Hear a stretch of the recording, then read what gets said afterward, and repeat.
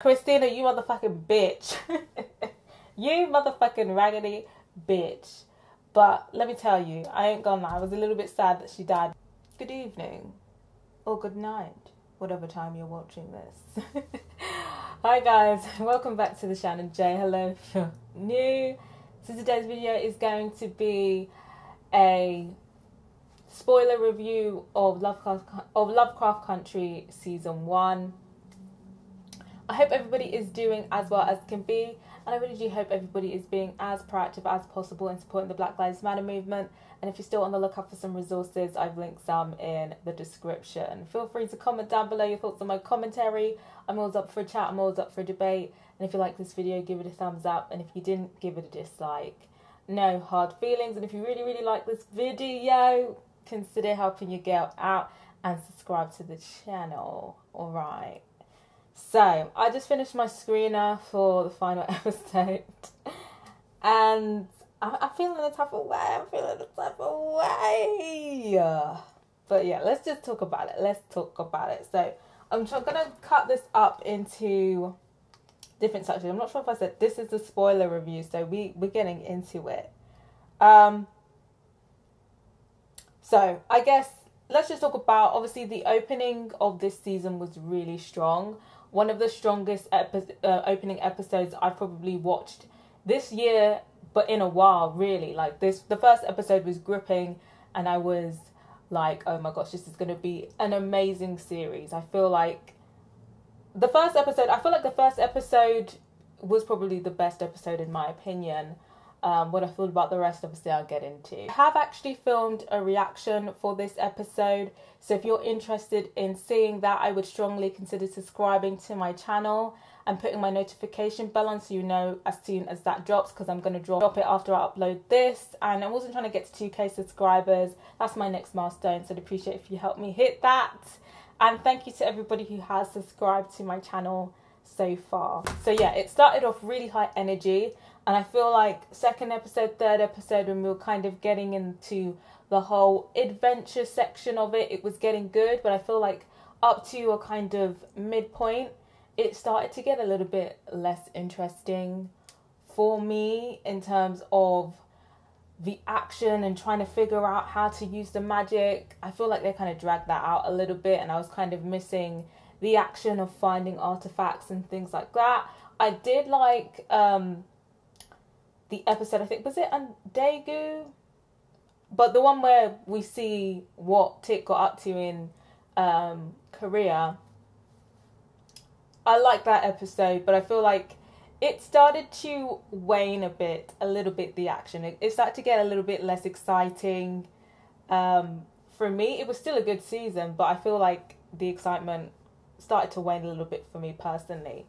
And on top of that, I feel like it started to get a bit too chunky, a bit too diluted, and you know, all of the subjects that they were tackling, it started to just get like a chunky sandwich. So there was aliens, we didn't know whether the aliens were racist or not, and then there was another alien that turned out not to be racist. Then, you know, it turns out that magic exists, and it turns out that Tik is magical, and then we're going on an adventure, and then we're finding out stuff about the dad, and then there's stuff going on with Hippolyta, then there's stuff going on with Ruby, there's stuff going on with the cops, there's racism, there's police that are doing magic, and there's just a lot going on that sometimes it just felt like it was just a bit too much. I feel like some of it could have been edited down, in my opinion. But I'd be interested to hear from you guys. Did you like how there was a lot going on, or did you feel like at times it just felt a little bit chaotic to you?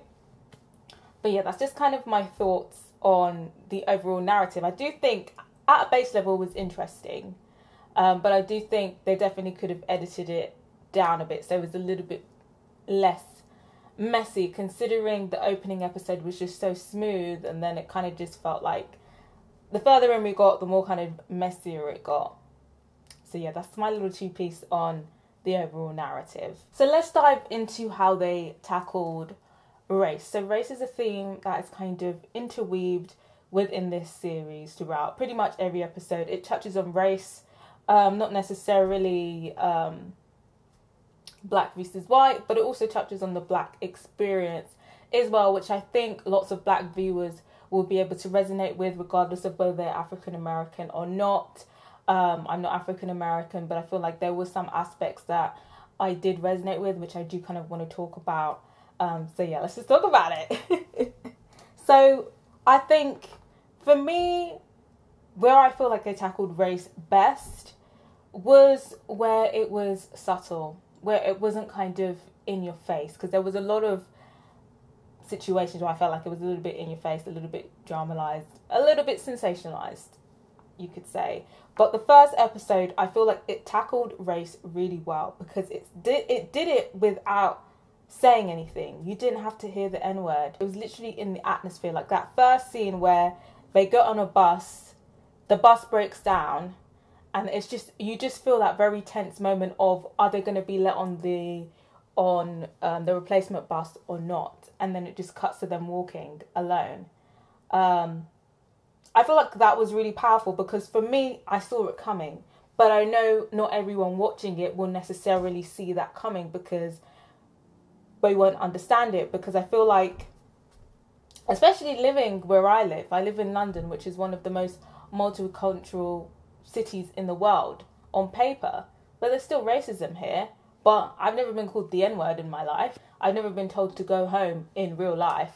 So most of the time it is a feeling. You could just feel you're being treated differently. You feel the security guard eyeing you up. You feel it, but you don't necessarily hear words. And I feel like some people kind of attach racism to words, when in essence it is skin deep. You feel it. You feel it in your bones. You feel it in your soul. And I feel like that scene was a perfect example of that. And that's where I prefer, and that's why I feel like where they tackled it very well. And that was the first time I really had seen it tackled in that way, where you can feel it in your bones, you can feel it in your soul, without having it so explicit, because it's not always explicit. It isn't. It's so subtly ingrained in our society that it's literally a feeling now.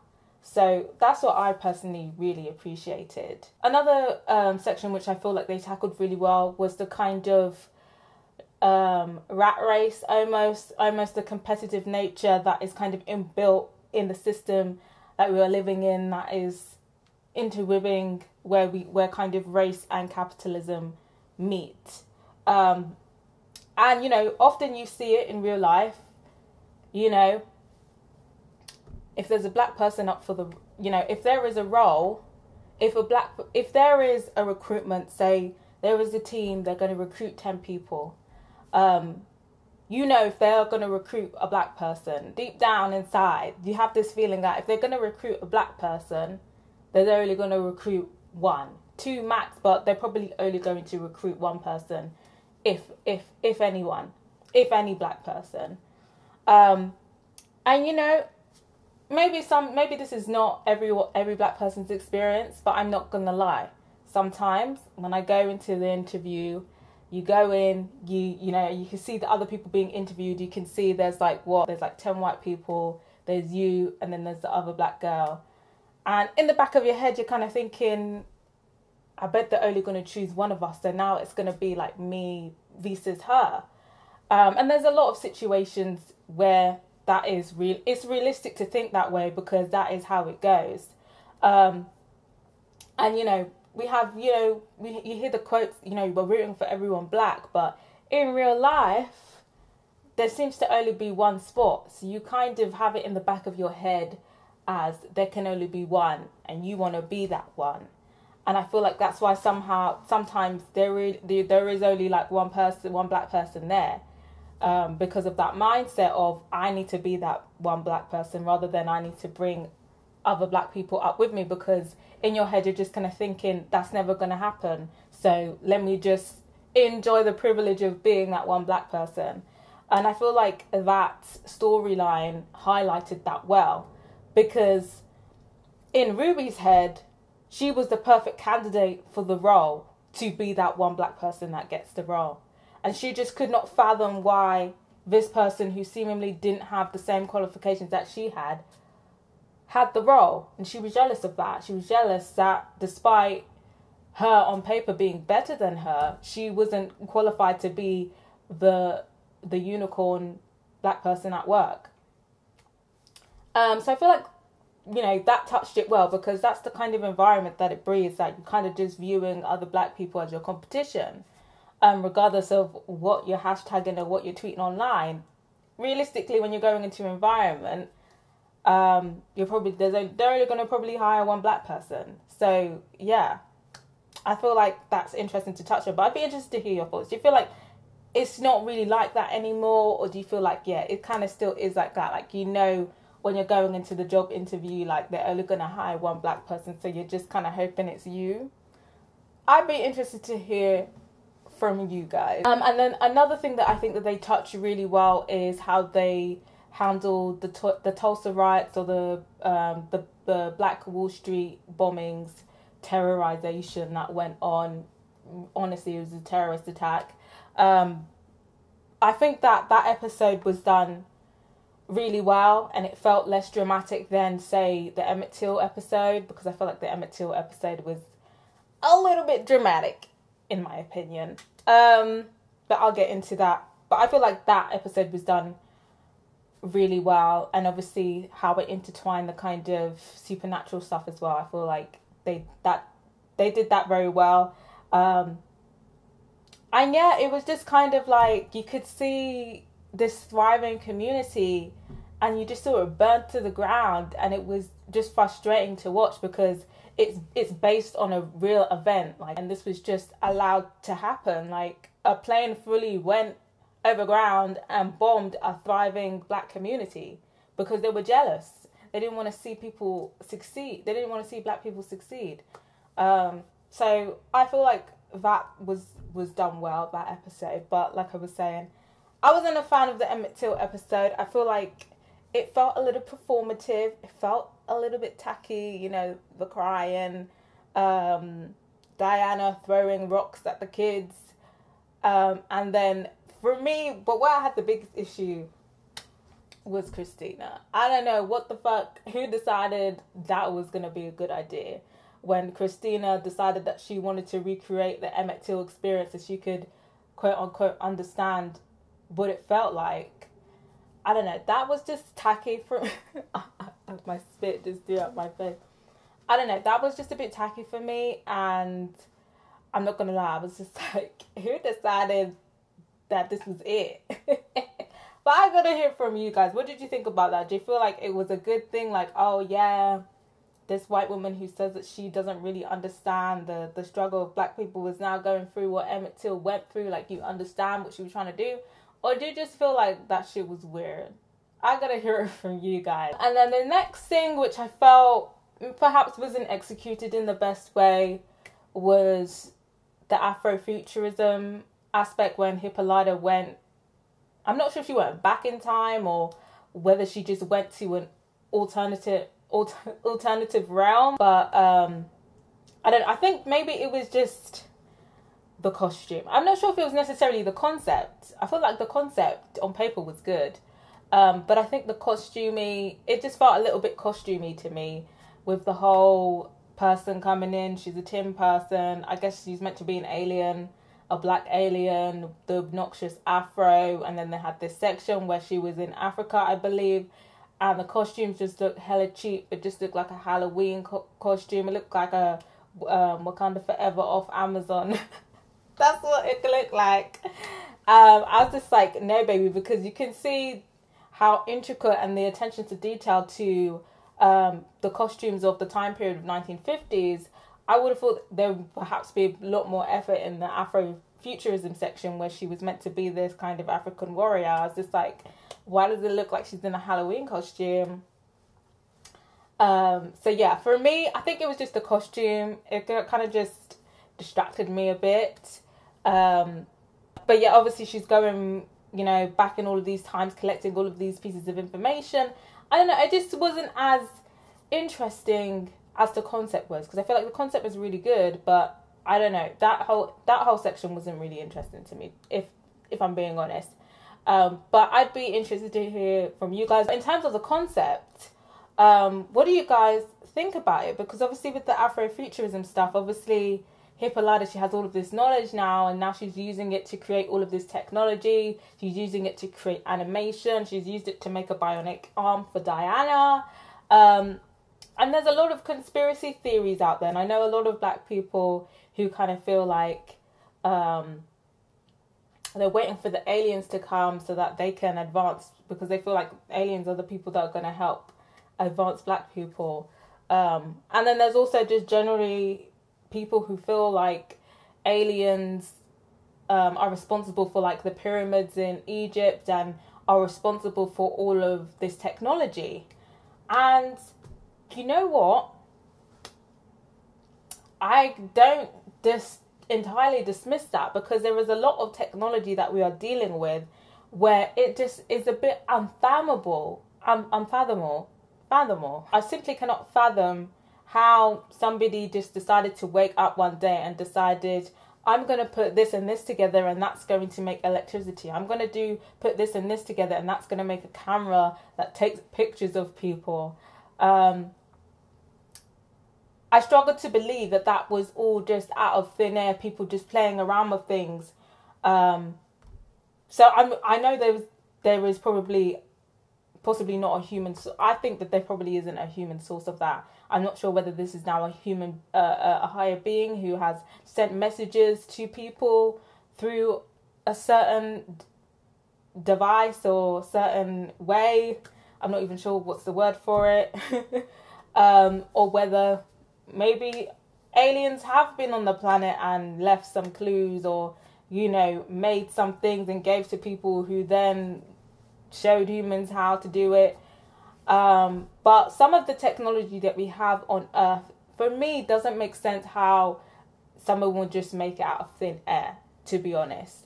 But what do you guys think? Do you feel like some of the technology or some of the architecture in this world that we're living in has been made by an alien being, a being that's not from this world? I'd like to hear from you guys. I know, so I might sound a bit crazy to some people, but I honestly just can't fathom that a human being just made certain structures out of thin air. I don't completely buy that. But yeah, I'd be interested to hear from black people. Do you feel like the aliens, if aliens are real, they're the ones who can help advance us as a people? I'd be interested to hear from you guys. I'm not sure.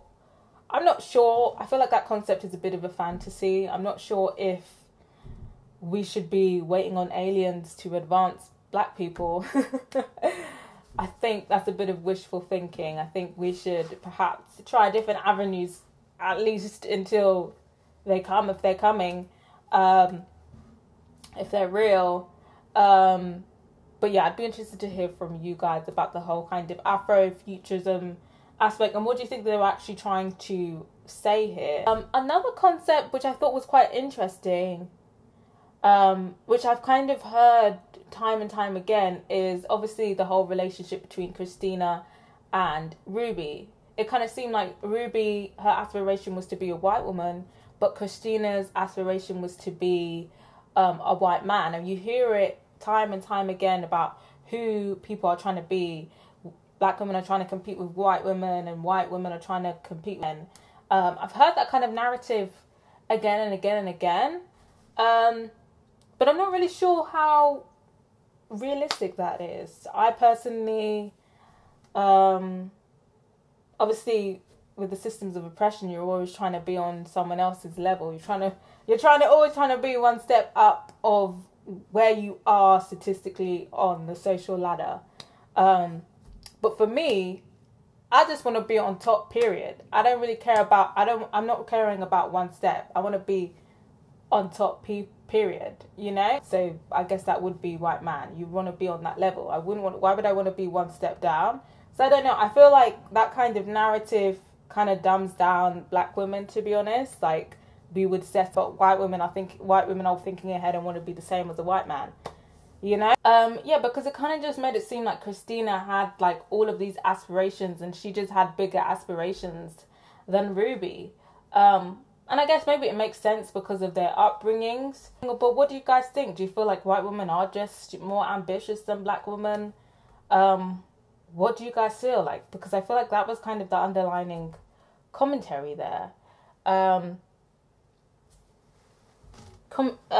Underlining commentary there, because essentially we are both black women, but it kind of just feels like, because essentially they are both women, but it kind of just feels like Christina's ambition was different. Obviously, the only kind of time where we see a black woman kind of standing up or having to prove her, or standing up or kind of defying black men, is kind of in the beginning, where Letty is like driving and telling George to shut up and, taking control of the situation.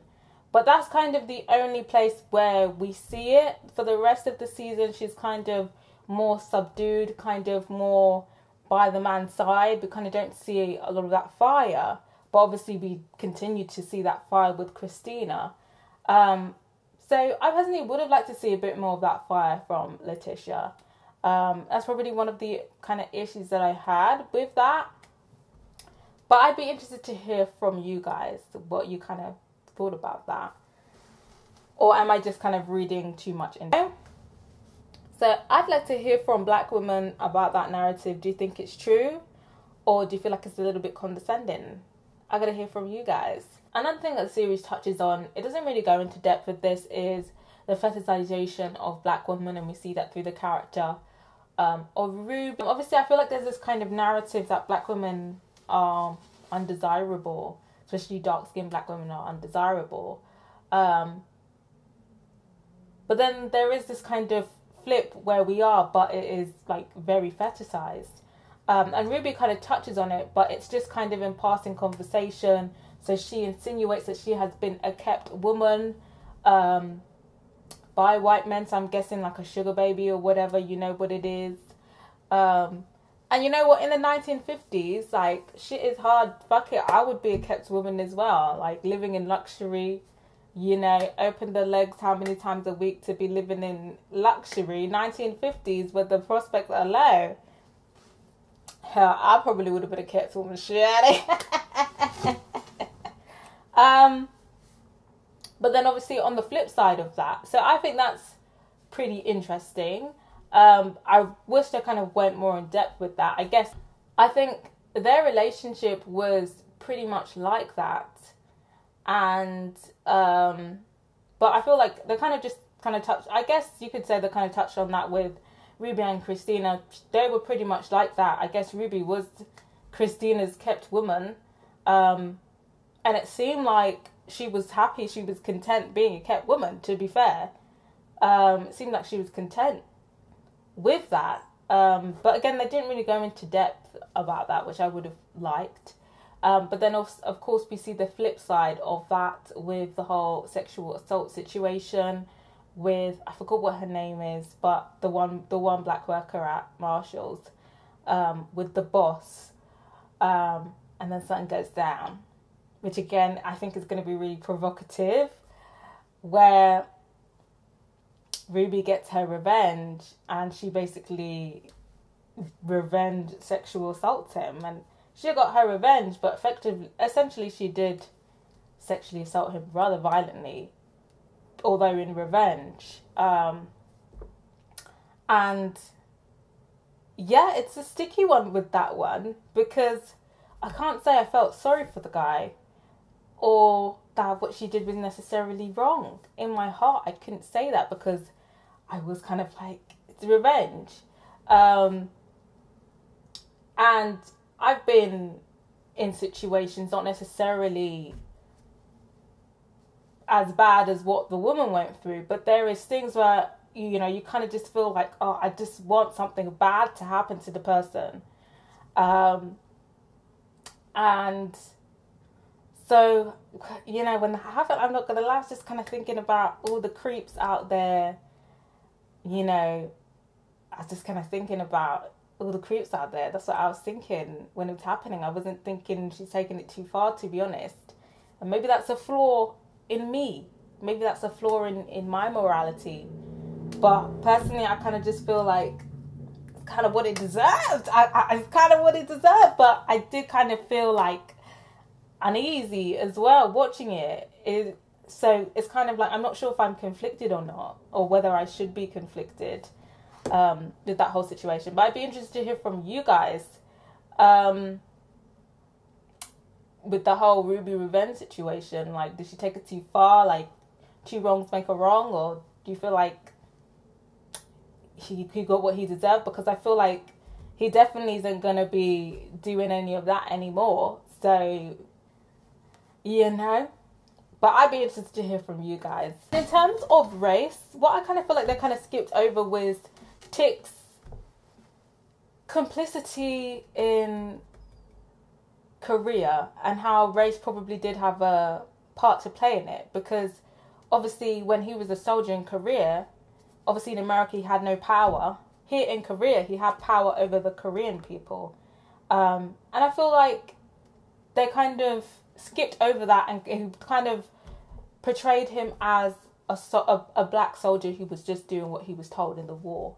Everybody was committing atrocities in the war, but kind of skipped over the fact that he, as a black man, a black American, had more privilege than the Korean people there, and he was exercising that privilege when he was just shooting people aimlessly. But it was kind of just like, oh, we're monsters, we're both monsters, we have a love story and all is forgiven. I kind of feel like they didn't want to touch on that. And I feel like that was a little bit problematic. I feel like there was a little bit of erasure there. Because I feel like it was a bit of a race issue. The fact that these black men that went to Korea enjoyed their privilege there and perhaps crossed the line in terms of the mistreatment of Korean people. So yeah, that's kind of a question mark I had there, to be honest, because I feel like they kind of just... It was a quick redemption arc. Like, he's a monster, he killed the best friend, he didn't need to, but he got injured and he was reading a book and then he started to develop a romance with the woman, I forgot what her name is, sorry girl, and all is forgiven. So yeah, I kind of feel like they were kind of sweeping shit under the rug, in my opinion. But I'd be interested to hear from you guys. So I feel like next, let's move on to the magic, guys. The magic aspect of it. So magic, I feel like it has been a hot topic in all of these sci-fis. I mean, magic has been dramatized, you know, many times. It's a good avenue to write a drama around. But magic in the black community has always been a hot topic, and I feel like generally in the black community it is demonized, but it's kind of like an interesting aspect here. I'm quite confused about the messages that they were trying to send, but obviously I'm going to discuss them. So overall, I feel like the magic storyline was pretty interesting at the beginning, but by the end, I was a little bit over it. I'm not going to lie. I was just a little bit over it. But in terms of the kind of messages of what magic could potentially do for black people if they harnessed it well, and there was also a kind of emphasis on they were using the magic for good and only good. And then on top of that, it was magic belongs to black people and white people should be banned from using magic. So that's kind of what I want to talk about. So I guess at first, I guess I should probably speak about whether I think magic is real or not. And I personally, I would say I don't think it's not real. I personally wouldn't call it magic, to be honest. I feel like it's more kind of linked towards spirituality rather than magic. But I do believe in, say, witches or warlocks. I do believe in that. Or perhaps a spirit that is like a witch. I personally have encountered somebody who I do believe was a witch. I sound crazy right now. I feel like I should do a story time on it. But I feel like I personally have encountered a witch. She was an evil witch. And yes, she was a white witch. She was a pagan witch. And she did try and wield her dark magic against me. So personally, I do think magic is real. or at the very least, dark spirits are out here looming, Shadi. Like I said, I know I might sound crazy to some people, but, you know, I feel like dead witches are real. But I don't necessarily think it's stuff like, you know, you take a lock of hair and you take some flesh and you take people's heart and then you do a potion and then it works. I think it's about energy. I feel like you can try and cast a spell on someone, but it's not necessarily going to work. And I think people are probably more perceptible to having spells work on them or not. I do believe that. There was a time where I was perceptible in terms of what happened to me. The spell that was put on me just made me very depressed and very sad. I was not just going through depression, it was like a different type of depression. Like, I just felt very dark, and until I sourced what it was and who it was, I was in this dark place until I found out where the source was coming from, and then I managed to break free from it. But like I said, if you want a story time for that, let me know. But I'm pretty sure, I'm like 99.9% sure that the bitch was a witch. I would say yes, I feel like magic to a degree is real, but like I said, I don't think it's necessarily like cauldrons and stuff like that and blood sacrifices and all of this. I don't necessarily believe that per se. But yeah, I personally don't think that type of magic is real. But if there's any witches in this comment section, I mean, let me know. Is it true? Is it true? Is it real? Let me know. But I think there is power in intentions. I think there are people out here who are either entities or possess special powers, I think, or possess special abilities. I do believe that. But yeah, there's definitely, you know, at the very least, entities walking amongst us. I've only really had 2 encounters in my whole life. But there are definitely entities walking amongst us. I mean, like I said, you can call me crazy, but I know what I saw, I know what I felt, okay? It's been a while. It's been like a good, like, almost 10 years since I've encountered a dark entity. Anyway, so in terms of this notion that magic should only be used for good, I feel like that kind of just feeds into the demonization of it. I feel like what they're trying to do is maybe is that a word? Rather take away some of the stigma from it, possibly.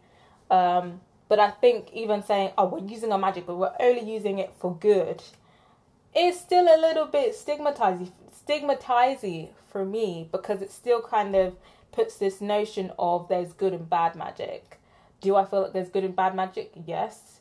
Do I feel like it should only be used for good? I mean, it depends what your definition of good or bad is. There's some people that will say if you were kind of using magic or using your abilities to cause death upon a bad person, or death upon a person who has caused harm to others, some would say that's bad.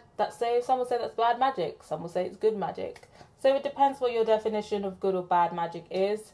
Personally, I just feel like obviously there's always going to be good and bad. So I personally just feel like the need to differentiate just as to the stigma of the demonization of magic. But me personally, I don't really see witchcraft or whatever as this like horrible thing. Obviously there are evil witches out here, don't get me wrong, there are evil witches out here, but if somebody is casting a spell for what they perceive as a good deed, then yeah, why not?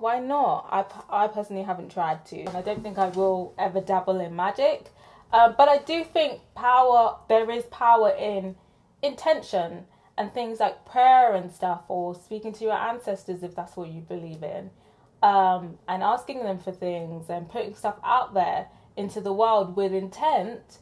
I think it can be perhaps akin to magic, and I feel like sometimes it can work if you were to perhaps say pray for something or talk to your ancestors about something. I feel like it can work if you put your intent behind it. It's not necessarily magic, but I feel like intent is a very important thing that everybody should be building. But I think their emphasis on intent was something that I was interested in, because I do believe in the power of intent. But in terms of using magic to protect yourself, I'm not really sure about protection spells, because I don't think that they necessarily work. I don't know, because in terms of how I broke free from the spell that was put on me, from the spell or the dark energy that was put on me, for me, I just stopped giving that person power, because they did have power over me. They were very manipulative and they had power over me. And when I stopped giving them power over me, it stopped. The spell was broken.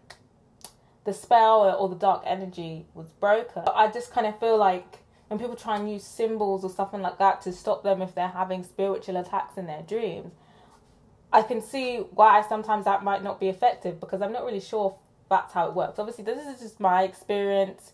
I can't really speak for anyone else's experience if they've had spiritual stuff happen to them.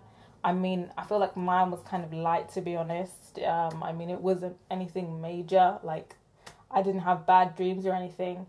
But yeah, I'm not really sure. But I'd be interested to hear from you guys.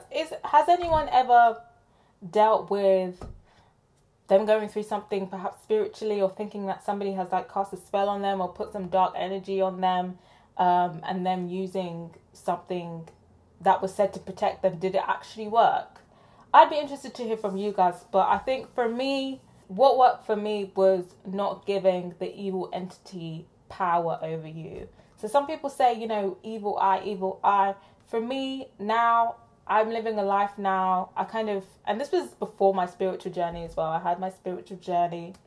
And after my spiritual journey, I just decided I'm not going to give anyone and any entity power over me ever again. So it's worked out for me. I haven't encountered any evil spirits since that. So yeah, but I'd be interested to hear from people who have encountered dark spirits. How did you manage to fight that? I'd be interested to hear from you guys. But in terms of, so let's say this type of magic is real, because I can't really deny it. I don't really think it is. This type of magic is real. But let's just say it is. Should now that this magic be used to protect black people, or should be used to protect black people? I feel like, why not? I feel like it should. But I feel like if this type of magic was real, I feel like somebody would have already used it by now, to be honest. I mean, the amount of shit that's gone on, that's even still going on today. I feel like if there was some black witches out here, they would have done that already. That's why I kind of feel like magic is real, energy is real, but I'm not sure about this specific type of magic where you're saying shit in Latin and things are levitating, you know? I personally don't think so. But then obviously it talks about at the end that they're banning white people from using magic. And, you know, black people, you know, magic is for black people. It's not for white people. I'd be interested to hear from you guys. And I'd be interested to hear from the white witches. If you've come across this channel, white witches, what you think about that? I don't know about that, to be honest, because I feel like if somebody's a witch, they're a witch, innit? They're not just gonna turn that off. And I don't think anybody necessarily has the ability to take anyone's witch abilities away. Like I said, I feel like you can block somebody from putting a spell on you, or you can block the effects of somebody putting a spell on you or a curse on you. But I don't necessarily think you can now say, put a spell that says, oh, okay, all the white witches are banned from using magic. But in terms of who I think are the original witches, I don't really know. I don't really care. The witch that I encountered was a pagan witch, Sade. She was a pagan witch. And probably from a long line of witches as well. And so, yeah, I just feel like witches are from all around, innit? I don't feel like it's like black people were the original witches and that's that. So I'm not really sure what they were trying to say, because it's kind of like, where is even this witch blood coming from? Is it coming from the black ancestors? Is it coming from the white ancestors? I don't know. I was a bit confused by the end, to be honest, because it kind of, yeah, it was a bit confusing. But I'm pretty sure it's from the white ancestors that gave them the magic. But if anyone could clarify that for me, let me know. That would be great. But yeah, I just kind of feel like witches are from everywhere. Like, every country has witches, so I wouldn't say any people has a claim on it. But I'd be interested to hear from black witches as well. If you're on this channel, let me know who was the original witches, guys. And I guess at the kind of intersection of race and magic, obviously, I guess we've got to talk about it. This whole thing with Ruby and Christina, where Christina's making Ruby a temporary black woman, and the kind of implications of that, and, you know, would people take it? If that was a potion that would give you white privilege for the day, would you take it? And I think maybe a lot of black people would. I'm not gonna lie, I might take a little bit just to try it out, you know, what it's like. I can't say I wouldn't want to take a little zip just to try it out. I don't think I could do it permanently. I feel like, despite the things that come with being black, I wouldn't want to be anything else. But yeah, I mean, what a concept. You could like have white privilege temporarily whenever you wanted, just drink a potion. What would you guys take a sip, or were you guys like, no, like, not at all, not even to try? Because that is quite a concept. I do think a lot of people would probably, if that was available at the time in the 1950s, I think a lot of people would have drank the potion. And I think maybe a lot of people might have even just got lost in the sauce and was just drinking it all the time, you know? Just shed the skin completely. But it's a very provocative concept. It's a very provocative concept. So yeah, I'd be interested to hear what you guys have to say about it. Then the series kind of touches on Monroe's sexuality, and then I guess this next topic is sexuality, which of course concerns Montrose. That's kind of like a big storyline of his sexuality, and the fact that he repressed his sexuality, and that is kind of why he's so fucked up, why he was so violent with Tick, because, you know, I don't know, I guess he didn't want his son to be gay, so he beat him. I don't know. We kind of see that narrative time and time and again, and I do think it's an overdone narrative.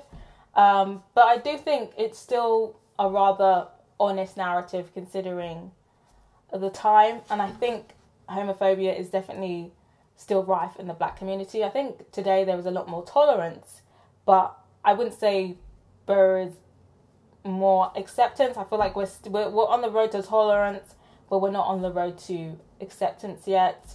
And I feel like this can lead to shit like Monroe's. And even today, you still kind of get people repressed, people coming out in their late 30s, 20s, 30s, 40s, 50s, because they've been repressed because they come from a deeply religious household. So they just kind of feel like they just want to repress it, because even though, you know, gay people have a lot more rights now, you know, it's still easier to be a heterosexual person or present as heterosexual. Like, that's factual. So it's not surprising that, you know, so for me in the modern day, it's not surprising that it's repression is still going on in the black community. I feel like Monroe was shit. He was a bit shit. He was a bit of a little shit. And I don't know, I always feel strange where they try the kind of, oh, he's in the closet storyline to make us humanize him a bit.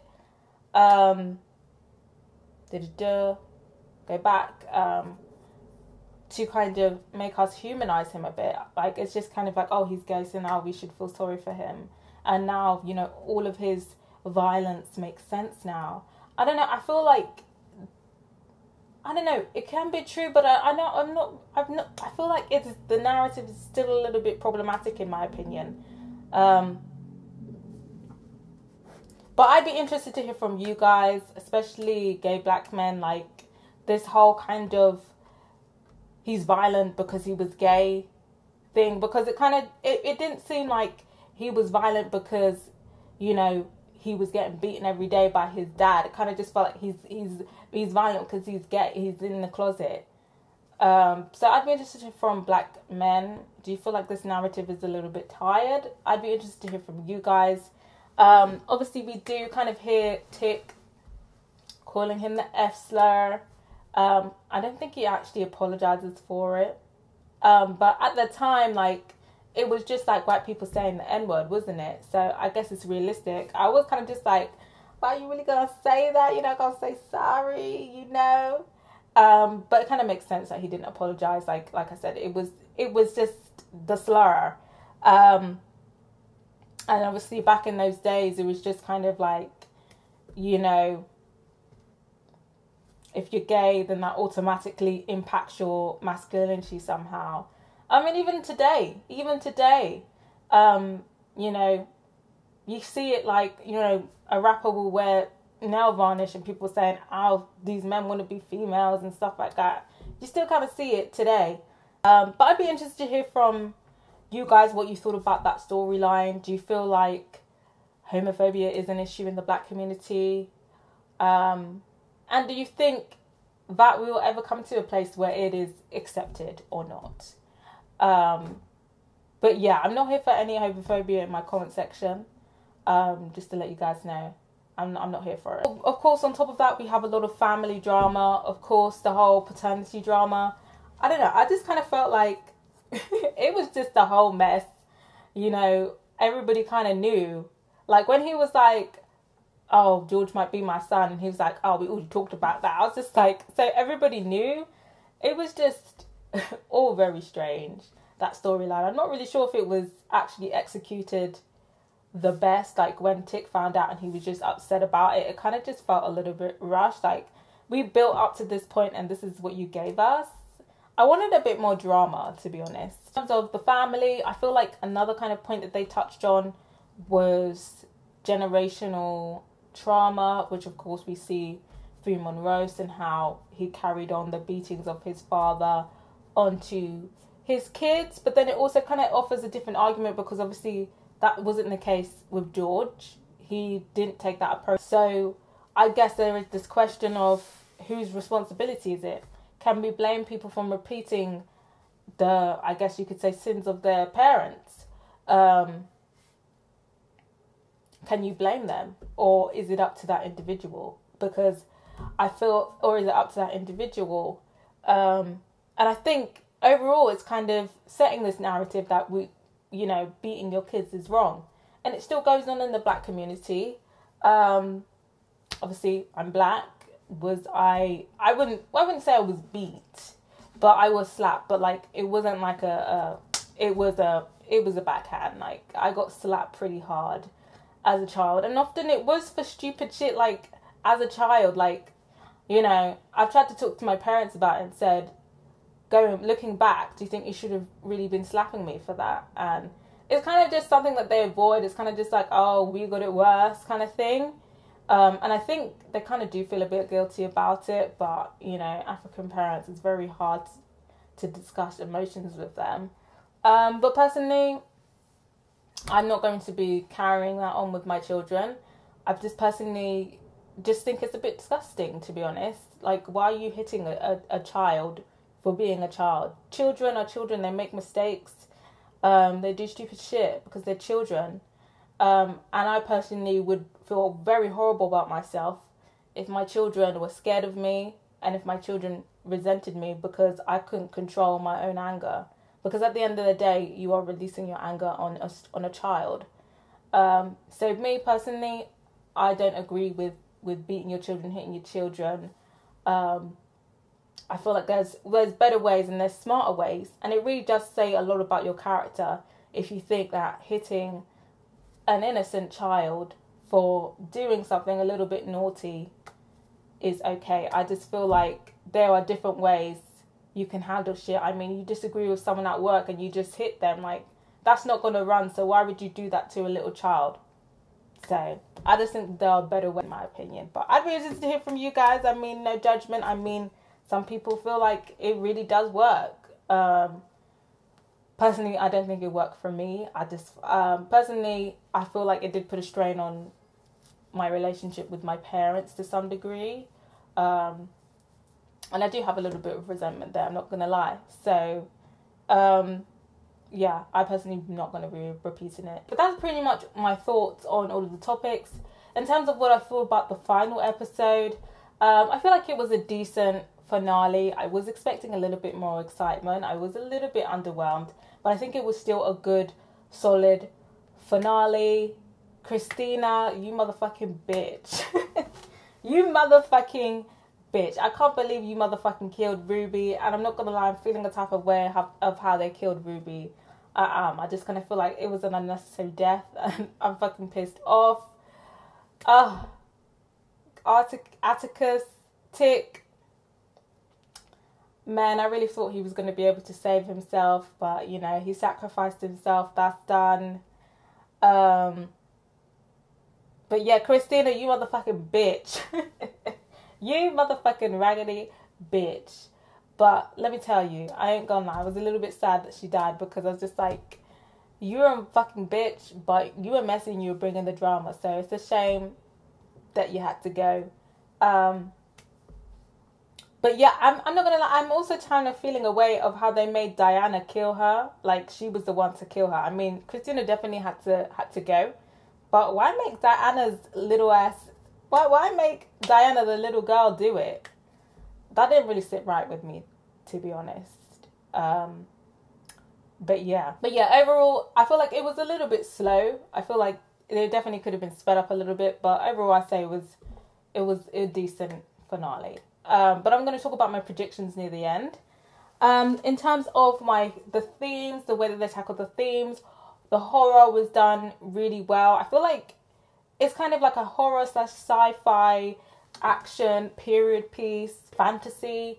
And even though I do feel like it got a little bit stuffed, I feel like individually they tackled all of the aspects well. There's nothing I couldn't really fault. The CGI for the horror was really good. The makeup was really good. Magic was interesting. I feel like the only kind of bits of the fantasy that I could really point out is that sometimes, like, when they would be saying the spells, it was sounding a little bit stiff. Like, there were some parts where I was just like, wow, I kind of feel like a spell has been put on me. And then there was some where it was just like, the delivery was a little bit stiff. I'm not really believing what you're selling me.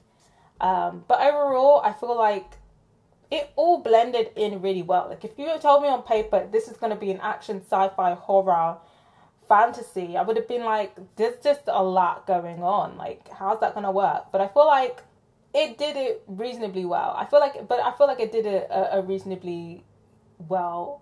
I feel like it did a reasonable job at mashing the genre together. It's the first time I saw it, so I'd say it was pretty much a success, I think, mashing those up together. But I'd be interested to hear from you guys. Did you think it worked well, all of this genre mixing?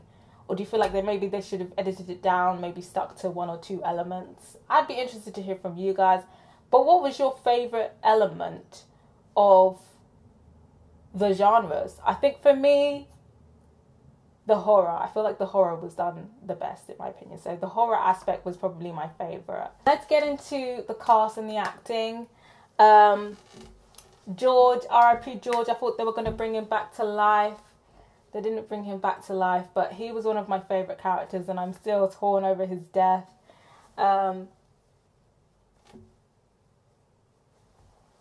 Ruby and Christina, they had really great chemistry. I feel like I like their characters together. I like seeing them on screen.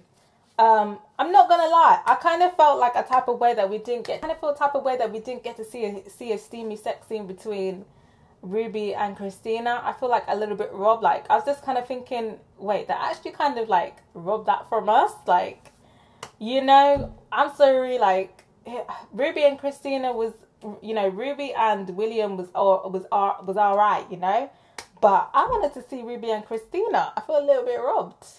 Anyone else? Christina, obviously, Ruby, justice for Ruby, they did Ruby dirty. Christina, she was a motherfucking bitch, but you know what, I kind of loved her character, not gonna lie, I loved to hate her. She was trifling, but I kind of loved her still. Letty and Tick, again, they both have really great chemistry.